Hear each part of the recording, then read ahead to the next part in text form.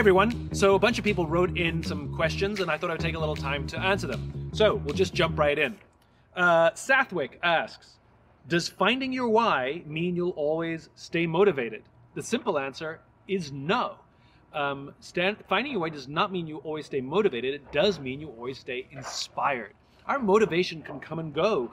A bad night's sleep, you can be unmotivated. A hard day at work, something goes wrong. Motivation waxes and wanes. And that's why the why matters so much, is because something that's so unstable, we want something that has some solidity, something foundational. A why means we always stay inspired because we always have a sense of where we come from, despite the daily comings and goings of our motivation.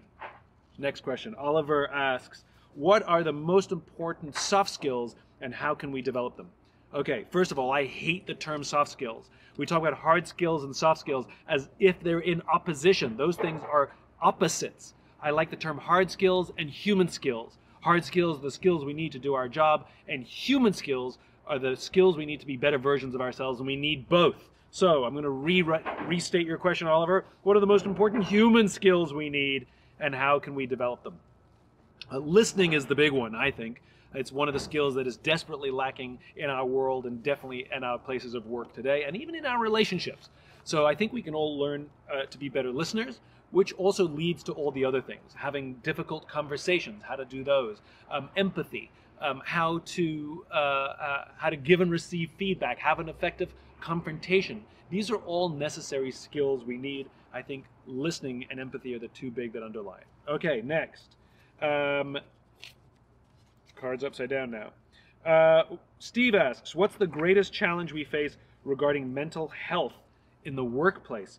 Such a great question. The fact that we're even talking about mental health in the workplace. I think the biggest challenge we face is that companies recognize that mental health in the workplace is a thing.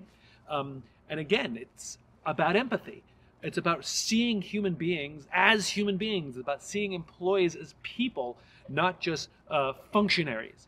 And understanding that people have good days and bad days, that people have stresses at home that affect how they feel.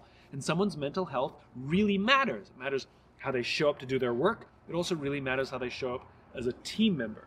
So I think the biggest challenge we face regarding mental health in the workplace is just recognizing that it's a thing and that companies have some responsibility to take care of the mental health of their people. Okay. Aditya asks, how can we play education as an infinite game? Great question. I think we have to accept that education is an infinite game. School is finite, and the rules of school operate by the finite rules. We have grades, they're an agreed upon metric. We have an agreed upon objective. We have to get there by the end of the year. But even in school, even though sometimes it is competitive, the goal is how we can learn more and to show up with an infinite mindset. I'm going to school not just to become first. I'm going to school just so I can go on to get the best job or whatever it is, which is very egocentric. But rather, I'm coming to school to learn. I'm coming to school to teach. I'm coming to school to enrich. I mean, all of these ideas that there's more to school than simply objectives, finite objectives, I think is really important. And I think educators and school systems need to start asking themselves, are we preparing our students to play in the infinite game, or are we just driving them to get the best grades so they can get into the best college or get the best job? Okay, next. Howard asks, how can we best deal with big egos in the workplace or elsewhere? Well, big egos aren't the problem. Unhealthy egos are the problem. I hope you have a big ego.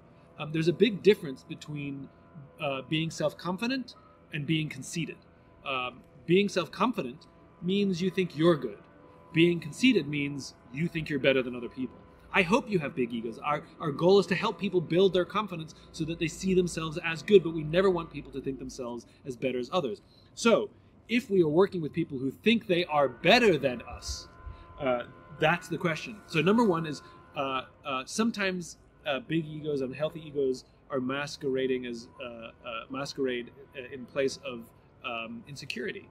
So sometimes attacking them and thinking that their egos are outsized, maybe they are just insecure and they're compensating for something. Maybe they're uncertain or unsure.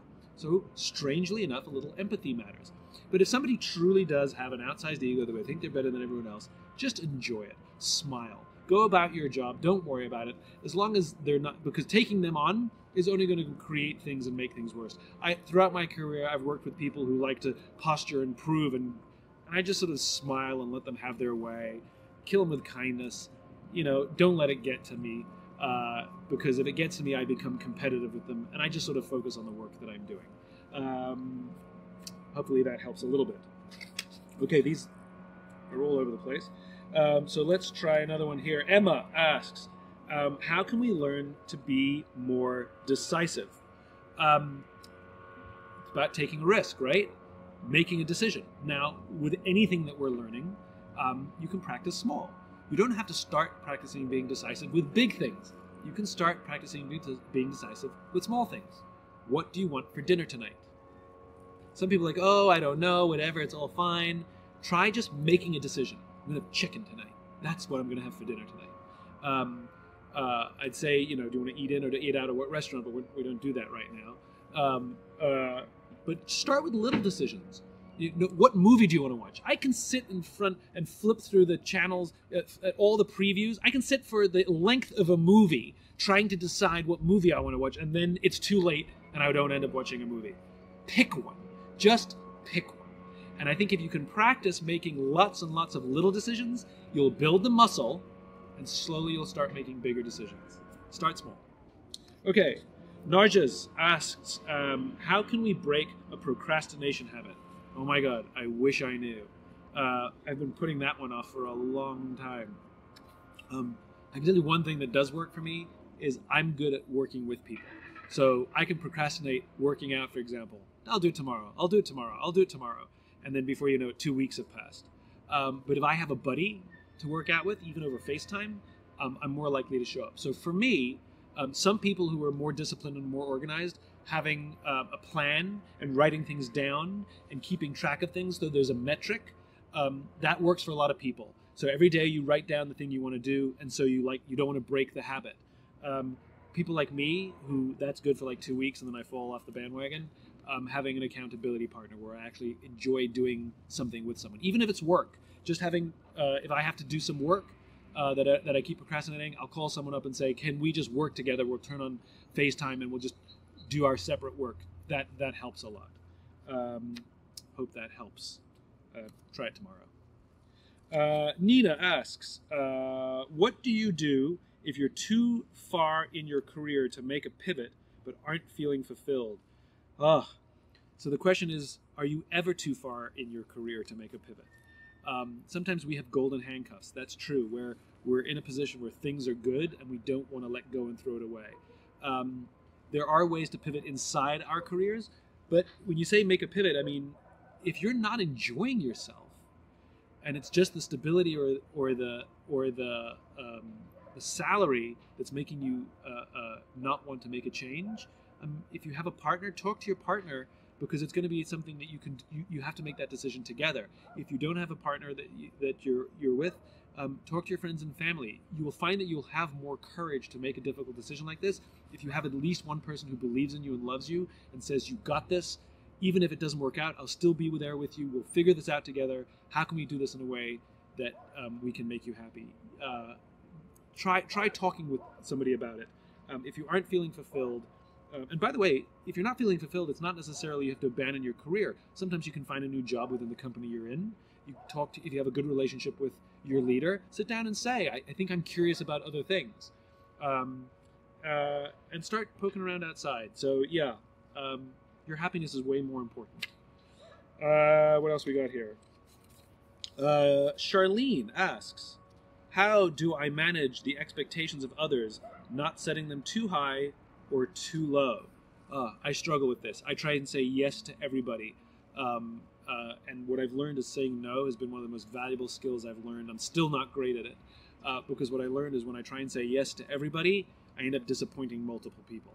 And so learning to say no, saying, I so want to do that. Unfortunately, my schedule this week is insane and I just can't get to it this week. The old adage is also keep expectations low and then over-deliver. That's also really fun to do. Obviously, it's fun to set high expectations, but if you want to manage expectations, either be realistic or under promise. Here's one little trick that I learned. Somebody said, when can you have that done by? And the mistake I used to make, I used to say Tuesday. Now I say next week, right?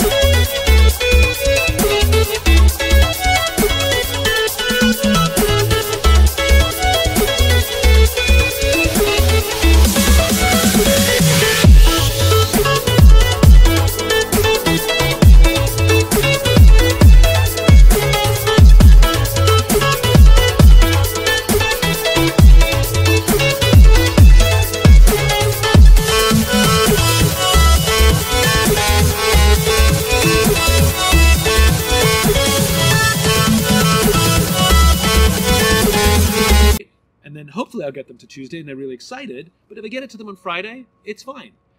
What time do you want to meet? 3 o'clock or this afternoon.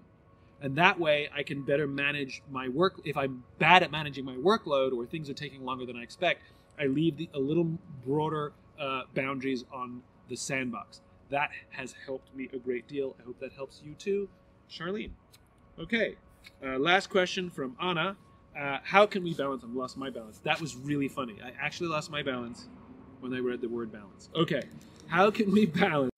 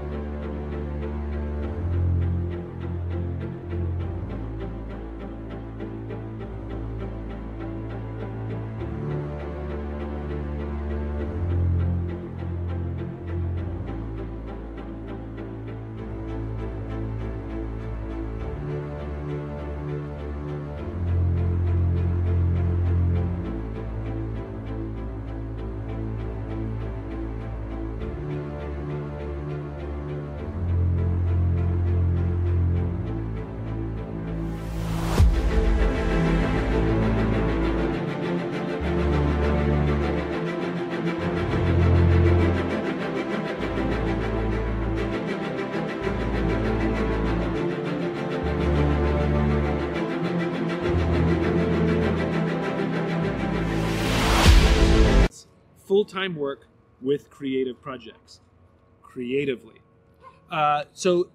Separation of church and state, I'm a great believer in it.